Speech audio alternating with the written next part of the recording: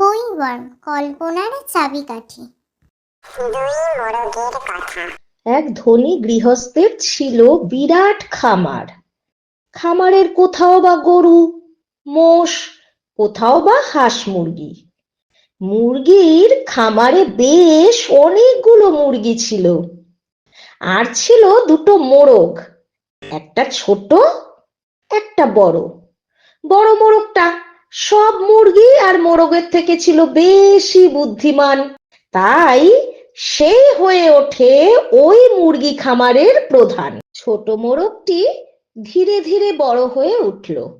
সে ভাবলো বড় মোরগটা দলের একমাত্র ছেলে ছিল, তাই সে প্রধান হয়েছে।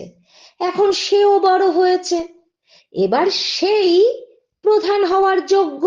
বড় মোরগটি ততদিনে বুড়ো হয়েছে। সে বেশ বুঝতে পারলো ছোট মোরগটা প্রধান হওয়ার স্বপ্ন দেখছে। সে দিন গুনল, এই বুড়ো বয়সে কি তবে তাকে খামার ছাড়া হতে হবে? নিজের আধিপত্য কায়েম রাখতে ছোট মোরগটিকে দেখলেই বড় মোরগটি তেড়ে যেত, ঠুকরে ঠুকরে তাকে অপদস্থ করত। প্রথম প্রথম ছোট মোরগটি ভয়ে পালিয়ে যেত, কিন্তু ক্রমে ক্রমে ছোট মোরগের গায়ের জোর আর মনোবল বাড়তে লাগলো। একদিন বড় মোরগটির দুঃস্বপ্ন সত্যি হলো। ছোট মোরগটি কিন্তু ভয়ে আর পালিয়ে গেল না, পরিবর্তে লড়তে লাগলো। লড়াই লড়াই আর লড়াই, টান টান উত্তেজনায় চলতে থাকলো লড়াই। হ্যাঁ, বয়স হয়ে গেল বড় মোরগ কিন্তু প্রাণপণ লড়াই চালিয়ে যেতে লাগলো। বাবা, ছোট মোরগও কিন্তু কিছু কম যায় না। তবে হ্যাঁ, শেষ পর্যন্ত বড় মোরগের হার হলো। বেচারা বড় মোরগ কি আর করবে, লজ্জায় সে একটি বাড়ির কোণে মুখ লুকোলো।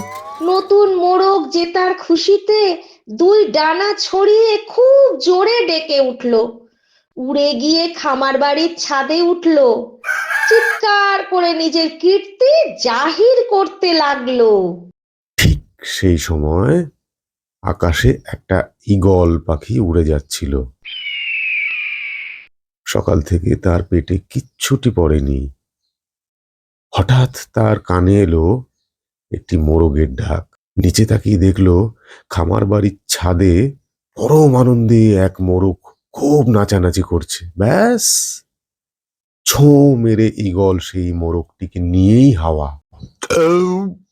মোরগটিকে খেয়ে প্রাণ বাঁচালো সেই ঈগল। বড় মোরগটি এবার বেরিয়ে এলো।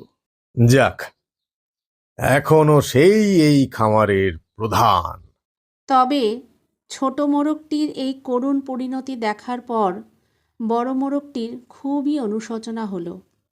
সে যদি ছোট মোরগকে নিজের প্রতিদ্বন্দ্বী না ভেবে তাকে যোগ্য প্রধান রূপে গড়ে তুলত, তবে হয়তো তার এই পরিণতি হতো না।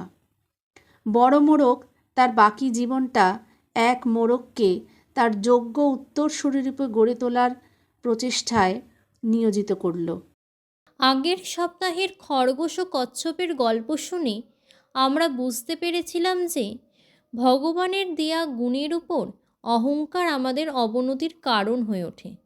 তেমনি আজকের এই গল্পটি আমাদের শেখায় যে পরিশ্রম ও সাহসের দ্বারা বা ভাগ্যের জোরে কিছু জয় করার উপর হওয়া অহংকারও আমাদের পতনের কারণ হতে পারে। মনে অহংকারের জন্ম হলে পতন নিশ্চিত।